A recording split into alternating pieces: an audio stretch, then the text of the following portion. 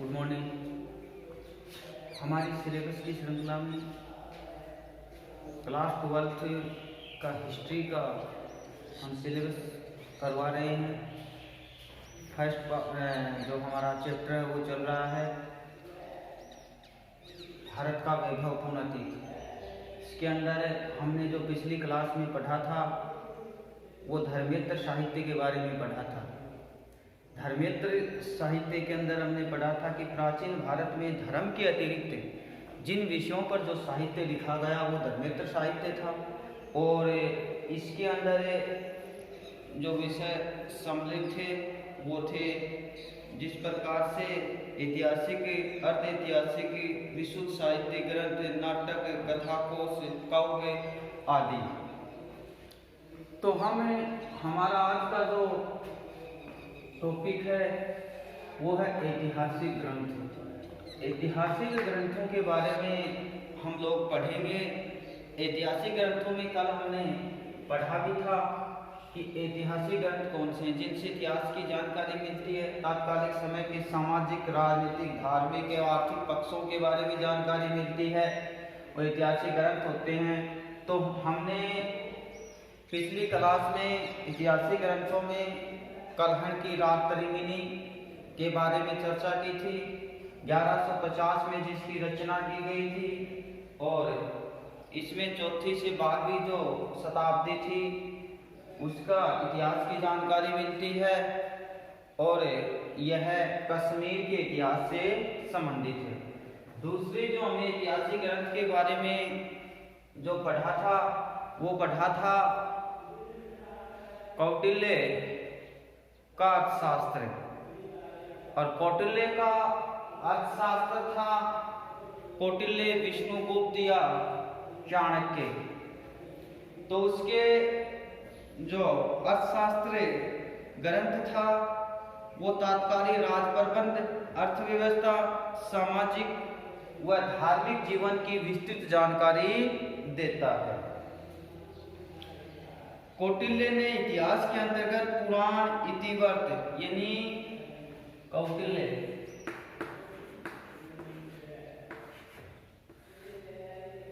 ने इतिहास के अंतर्गत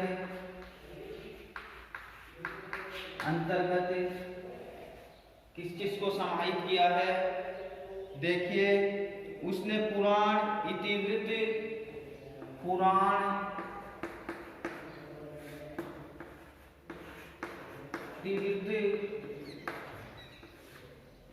समझ में आई इतनी बात?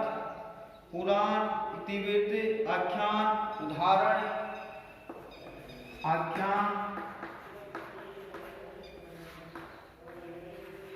उदाहरण, धर्मशास्त्र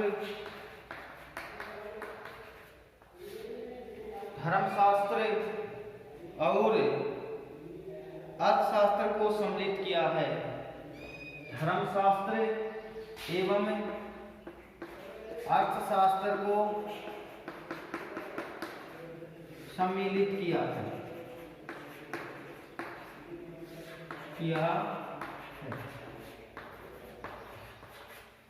ठीक है कि कौटिल्य का जो अर्थशास्त्र है उस अर्थशास्त्र ने इतिहास के अंतर्गत क्या शामिल किया, क्या सम्मिलित किया उसने? तो पुराण, इतिवृत्त, आख्यान, उदाहरण, धर्मशास्त्र एवं अर्थशास्त्र सम्मिलित किया है। यानी इनसे संबंधित कौटिल्य के अर्थशास्त्र में जानकारी मिलती है कि कौटिल्य ने पुराणों के आधार पर इतिवृत्त, आख्यान, ये धर्मशास्त्र की भी जानकारी प्रदान की है। इन ग्रंथों के अलावा जीवन चरित्र संबंधी ग्रंथ भी उपलब्ध हैं। और जीवन चरित्र संबंधी ग्रंथों के अंदर शासकों के बारे में विस्तृत जानकारी मिलती है। यानी शासक, अन्य जो ग्रंथ है जीवन से चरित्र, यानी कौन सा शासक है, उसका वंश, उसकी विजयों, उसके द्वारा किए गए कार्य, उसके लोक कल्याण की भावना, उनकी दिग्विजयों एवं उनका राज प्रबंध, इसके अलावा धार्मिक व्यवस्थाएं, आर्थिक स्थिति, सामाजिक पक्ष आदि की जानकारी मिलती है। इन ग्रंथों में बाणभट्ट का हर्षचरित कौन से हैं? बाणभट्ट का हर्षचरित,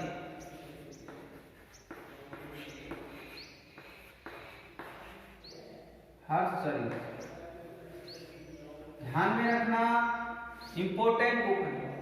3 बुकों का हमने वर्णन किया है ग्रंथों का, जिसमें कलहण की राजतरंगिणी, कौटिल्य का अर्थशास्त्र और बाणभट्ट का हर्षचरित।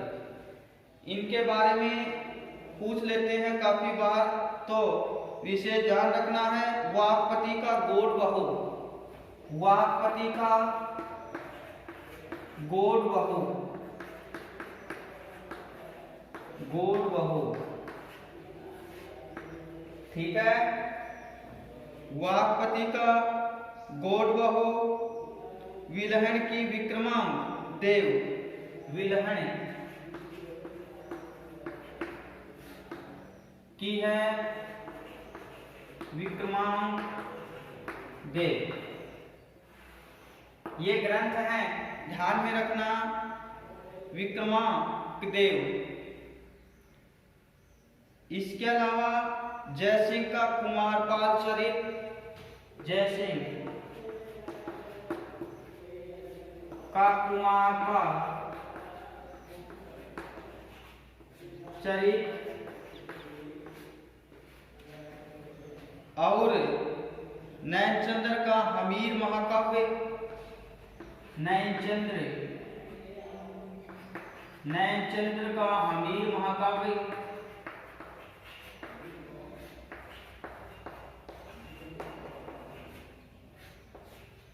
समझ में आई इतनी बात? पद्मगुप्त का नव सहसांग,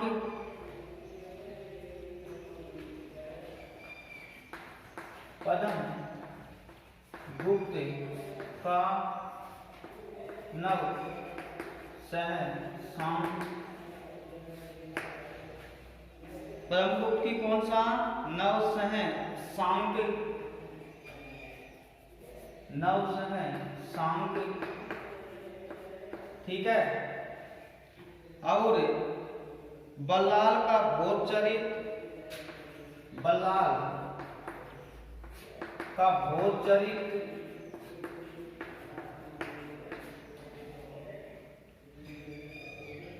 जानक की पृथ्वीराज विजय, जानक की पृथ्वीराज विजय। ये ऐतिहासिक ग्रंथ हैं जिनसे इतिहास की जानकारी मिलती है। तो कौन कौन से ग्रंथ हैं, ध्यान में रखना। रखोगे क्या? देखो, इसके अंदर है बाणभट्ट का हर्षचरित, वाक्पति का गोड बहु, विलहण का विक्रमांक देव, जयसिंह का कुमारपाल चरित। समझ में आई इतनी बात है? जयसिंह का कौन सा है? कुमारपाल चरित। नैनचंद्र का हमीर महाकाव्य, पद्मगुप्त का नव सहसांग, बल्लाल का भोजचरित और जानक का पृथ्वीराज विजय। इनमें से इंपॉर्टेंट बुक है नैनचंद्र का हमीर महाकाव्य, कौटिल्य का अर्थशास्त्र, कलहण की राजतरंगिणी। ध्यान में रखना है। समझ में आ गई इतनी बात? आप इनको नोट करते चलना। अगले स्टेप पे चलते हैं, विशुद्ध साहित्यिक ग्रंथ, विशुद्ध साहित्यिक ग्रंथ। ये ग्रंथ तात्कालिक इतिहास की, तात्कालिक जो समय है उसके विभिन्न पक्षों की जानकारी देते हैं। जीवन चरित्र से संबंधित ग्रंथ लिखे गए। विशुद्ध साहित्यिक ग्रंथ, विशुद्ध साहित्यिक ग्रंथ। देखते हैं विशुद्ध साहित्यिक ग्रंथों के अंदर, इन विशुद्ध साहित्यिक ग्रंथों में अनेक नाटक व्याकरण ग्रंथ हैं। इनमें क्या क्या सम्मिलित है? इनमें जैसे नाटक हैं, क्या जाएंगे विशुद्ध साहित्यिक ग्रंथों के अंदर? नाटक, व्याकरण ग्रंथ, टीका, व्याकरण ग्रंथ, टीका, काव्य, कथा वगैरह आ जाएंगी। कथा साहित्य एवं कोश की रचना की गई। कथा साहित्य एवं कोश की रचना की गई। ठीक है, तो विशुद्ध साहित्यिक ग्रंथों के अंदर नाटक लिखे गए, व्याकरण लिखे गए, व्याकरण के ग्रंथ लिखे गए, टीकाएं लिखी गई, काव्य, कथा साहित्य, कोश की रचना की गई, जिनसे उस समय के शासकों की सामाजिक आर्थिक जीवन की जानकारी मिलती है। किस समय, जिस समय विशुद्ध साहित्यिक ग्रंथ लिखे गए, उस समय की जो शासक थे उनकी सामाजिक व आर्थिक पक्षों की जानकारी मिलती है। जानकारी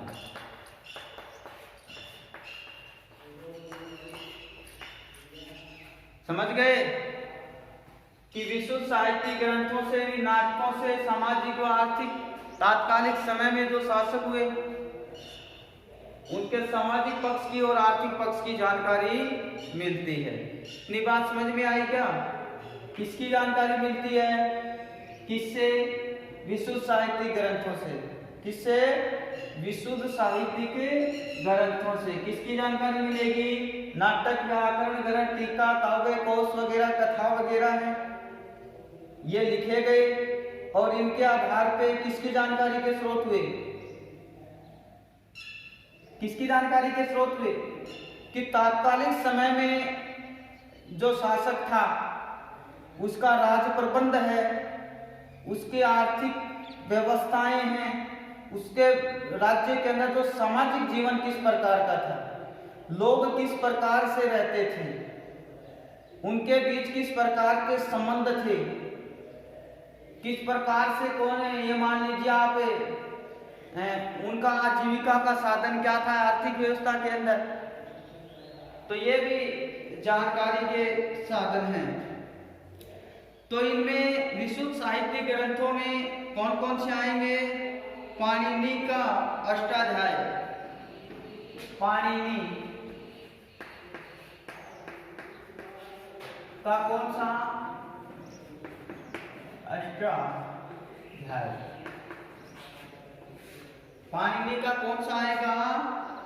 अष्टाध्याय। ठीक है, ये विशुद्ध साहित्यिक ग्रंथ है। पतंजलि का महाभाष्य, पतंजलि बहुत इंपॉर्टेंट ग्रंथ है, ध्यान में रखना। पतंजलि का महाभाष्य, ठीक है। इसके अलावा गार्गी संहिता, गार्गी संहिता, कालिदास का मालविकाग्निमित्र, कालिदास का कौन सा आएगा? कालिदास का है मालविकाग्निमित्र, मालविकाग्निमित्र, मालविकाग्निमित्र। समझ में आ गई इतनी बात? कालिदास का कौन सा है? मालविकाग्निमित्र। इसके अलावा विशाखादत्त का मुद्रा राक्षस, विशाखादत्त, विशाखादत्त का कौन सा? मुद्रा राक्षस बहुत ही इंपॉर्टेंट है। यदि तीनों बुक इंपॉर्टेंट हैं। कालिदास का मालविकाग्निमित्र, विशाखा दत्त का मुद्रा राक्षस, ठीक है, और शूद्रक का मत्स्यकटिकम। शूद्रक का कौन सा है? मत्स्य कटिकम।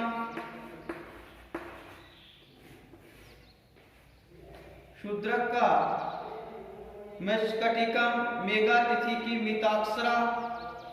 मेघातिथि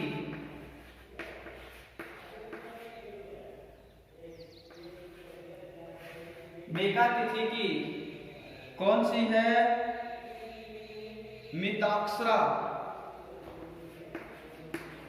मिताक्षरा। इसके अलावा कामनंदक का नीतिसार। कामनंदक का नीतिसार।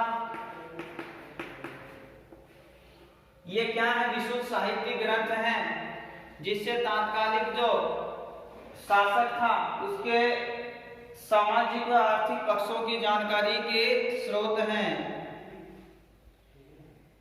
ऐतिहासिक दृष्टि से महत्वपूर्ण ग्रंथ हैं। ये ऐतिहासिक दृष्टि से बहुत ही महत्वपूर्ण ग्रंथ हैं। इनसे इतिहास की जानकारी मिलती है, तात्कालिक समय की जानकारी मिलती है, शासकों के जीवन चरित्र से संबंधित जानकारी मिलती है और उसके व्यक्तिगत जीवन के बारे में भी ये स्रोत प्रामाणिक माने जाते हैं। कथा साहित्य, कोश साहित्य की दृष्टि से विष्णु शर्मा का पंचतंत्र, ये कथा साहित्य के अंतर्गत आएंगे। कथा साहित्य, कोश साहित्य के अंदर विष्णु शर्मा पूछा हुआ क्वेश्चन है, कहा है पंचतंत्र। कौन सा तंत्र? पंचतंत्र। यानी विष्णु शर्मा ने कौन सी कथा साहित्य कोश की रचना की? तो वो की थी पंचतंत्र की। गुणाढ़े की कथा मंजरी। गुणाढ़े की कथा मंजरी, ये भी कथा कोश के अंतर्गत आता है, कोश साहित्य के अंतर्गत आता है। क्षेमेंद्र की वृत्त कथा मंजरी। क्षेमेंद्र की कौन सी है? वृत्त कथा मंजरी। क्षेमेंद्र की कौन सी है?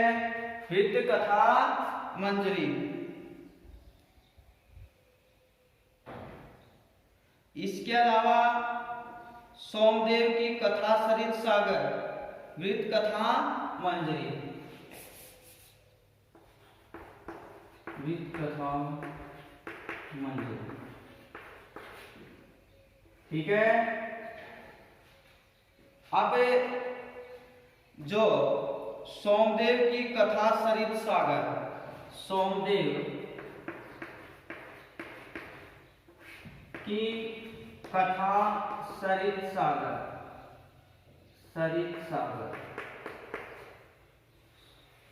यदि सोमदेव की कौन सा ग्रंथ है? कथा सरित सागर। अमर सिंह का अमरकोश, अमर सिंह का अमरकोश, ठीक है। ये जो है प्रमुख ग्रंथ है जिनसे तत्कालीन समाज की जानकारी मिलती है। ऐतिहासिक दृष्टि से भी ये महत्वपूर्ण है। ध्यान में रखना, एक क्वेश्चन इसमें से पूछा जाता है। कब? जब हिस्ट्री का पेपर होता है तो आपको ये क्रम से लिख लेने हैं अपने रजिस्टर के अंदर और आप इनको बार बार दोहराओगे तो ये आपको याद हो सकता है। ये विशुद्ध साहित्य के अंतर्गत बता रहे हैं। देखो एक बार फिर से इसको रिपीट कर देता हूं। तो इसके अंदर देखिए विशुद्ध साहित्यिक ग्रंथ, और विशुद्ध साहित्यिक ग्रंथों के अंदर जिनमें देखिए पाणिनि का अष्टाध्याय, पतंजलि का महाभाष्य, गार्गी संहिता, कालिदास का मालविकाग्निमित्री, विशाखा दत्ता मुद्रा राक्षस, शूद्र का मित्र कटिकम, इसके अलावा मेघातिथि का मिताक्षरा, कामनंदक का नीतिशा। ठीक है। अब कथा साहित्य के अंदर विष्णु शर्मा का पंचतंत्र, गुणाटे का कथा मंजरी, क्षेमेंद्र की वृत्त कथा मंजरी, सोमदेव का कथा सरित सागर और अमर सिंह का अमरकोश। इन ग्रंथों से तात्कालिक समय की सामाजिक जानकारी मिलती है और उस समय की ऐतिहासिक जानकारी के ये स्रोत है, ये ग्रंथ हैं। क्योंकि हम पढ़ रहे हैं भारतीय इतिहास की जानकारी के साहित्यिक स्रोत, और साहित्यिक स्रोतों के अंदर क्या आता है, जो साहित्यिक रचनाएं होती हैं कवियों लेखकों के द्वारा जो साहित्य लिखा गया, जो ग्रंथ लिखे गए, जो राजनीति, तो वो तात्कालिक समय की जानकारी के स्रोत हुए, और उन्हीं स्रोतों के आधार पर इतिहासकारों ने क्या किया, उस समय की जानकारी दी कि इतने से इतने समय तक की सामाजिक व्यवस्था इस प्रकार की थी, लोग इस प्रकार से रहते थे, घर इस प्रकार से होते थे, संस्कृति इस प्रकार की होती थी। समझ में आई इतनी बातें? आई क्या? अच्छी बात है। अब देखते हैं आगे, इनको लिखते चलना।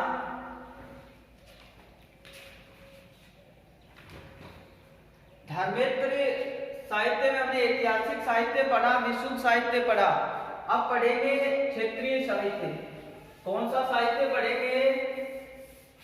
कौन सा? क्षेत्रीय साहित्य। अरे भाई बोलो, ऐसे कैसे चुपचाप बैठे हुए हो? बोलने से कोरोना नहीं आता है, घर पे बैठ के बोलने से। अकेले में बैठे हुए हो तो वहां भी कोरोना का खौफ है क्या? नहीं आएगा।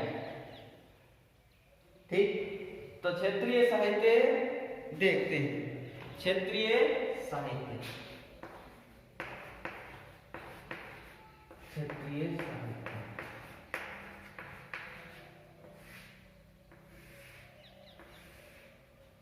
देखिए, क्षेत्रीय भाषाओं के अन्य ग्रंथों में भी प्रचुर ऐतिहासिक सामग्री मिली है। अब क्षेत्रीय ग्रंथों का मतलब क्या है? देखिए भाई, अपने अपने क्षेत्रों के अंदर, अपनी भाषा के अंदर जो अपनी मातृभाषाएं होती हैं, उन भाषाओं के अंदर जो साहित्य लिखा गया वो था क्षेत्रीय साहित्य। जैसे आपने मान लीजिए इधर मारवाड़ का क्षेत्र है, जैसे मान लीजिए मेवाड़ का क्षेत्र है, शेखावाटी का क्षेत्र है, तो इस हिसाब से जैसे भारत के संदर्भ में राजस्थान का क्षेत्र आता है, तो यहाँ पर जो भक्ति काल के अंदर या सूफी काल के अंदर जिस प्रकार से उन्होंने अपनी भाषाओं के अंदर जो साहित्य लिखा, उसी प्रकार से क्षेत्रीय साहित्य भी है कि अपने क्षेत्र विशेष को आधार मान करके अपनी भाषा के अंदर साहित्य लिखा गया हो क्षेत्रीय साहित्य कहलाता है। प्राचीन तमिल साहित्य संगम साहित्य कहलाता है। यानी जो प्राचीन तमिल साहित्य, क्वेश्चन पूछा हुआ है, प्राचीन तमिल साहित्य संगम साहित्य कहलाता है। कौन सा साहित्य? संगम साहित्य कहलाता है। इन तमिल साहित्य को क्या कहा जाता है?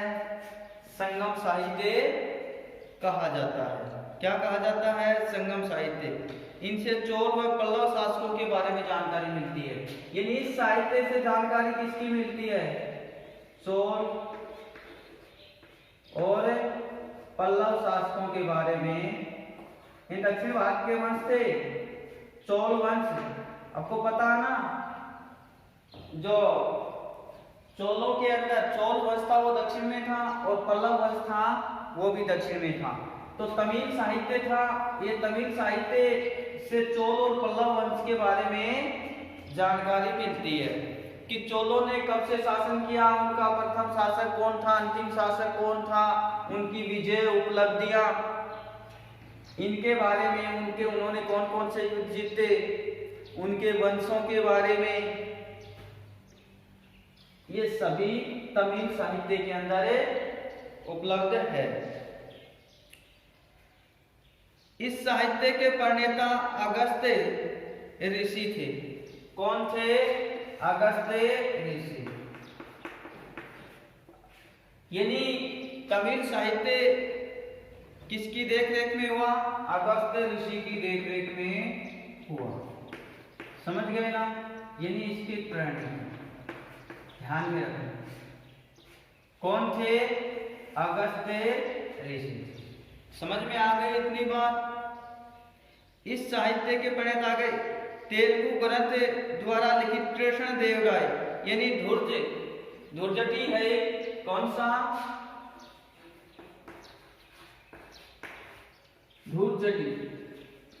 धुर्जटी है एक तेलुगु ग्रंथ है और इसमें कृष्ण देव राय की विजयनगर राज्य के शासक कृष्ण देव राय की उपलब्धियों की जानकारी देता है। यानी ये धुर्जटी है ना ग्रंथ, उस ग्रंथ से किसकी जानकारी मिलती है? कृष्ण देव राय। कृष्ण जो देव राय था वो विजयनगर का शासक था, विजयनगर। और कृष्ण देव राय की उपलब्धियां, उसकी विजय और उसकी शासकीय योग्यताओं के बारे में, उसके जीवन चरित्र के बारे में इस धुर्जटी जो ग्रंथ है, तेलुगु ग्रंथ है, इस ग्रंथ से कृष्ण देव राय की जानकारी मिलती है, उसकी उपलब्धियों के बारे में जानकारी मिलती है।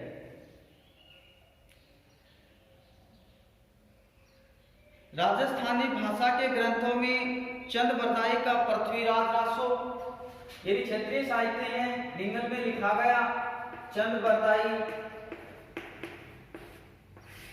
का पृथ्वीराज रासो।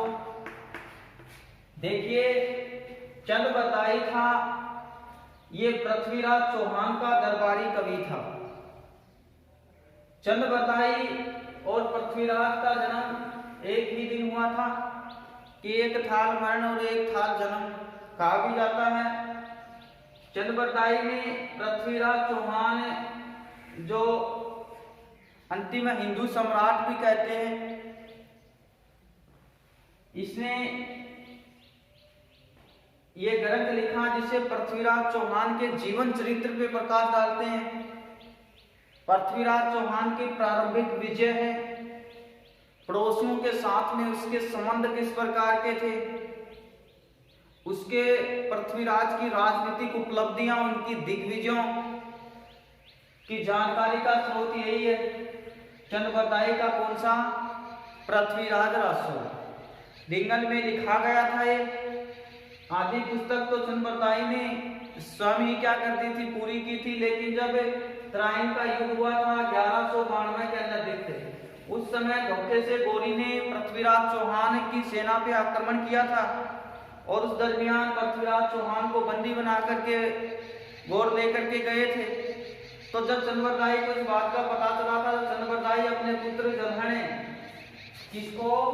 अपने पुत्र जलहण को इस पुस्तक को सौंप करके इसके साथ चले गए थे अपने गुरु जो शासक थे पृथ्वीराज चौहान के साथ में चले गए थे। तो तभी कहते हैं कि पुस्तक दे जलहण चले मृत्यु कर, अर्थात अपने इसे पृथ्वीराज रासो पुस्तक को किसको सौंप करके, अपने पुत्र जलहण को सौंप करके और अपने राजा के साथ में वो वहां चल दिए थे। ठीक है, तो ये राजस्थानी भाषा में लिखे गए ग्रंथ थे चंद बरदाई का पृथ्वीराज रासो। जो हम क्षेत्रीय साहित्य पढ़ रहे हैं, क्षेत्रीय साहित्य के अंदर,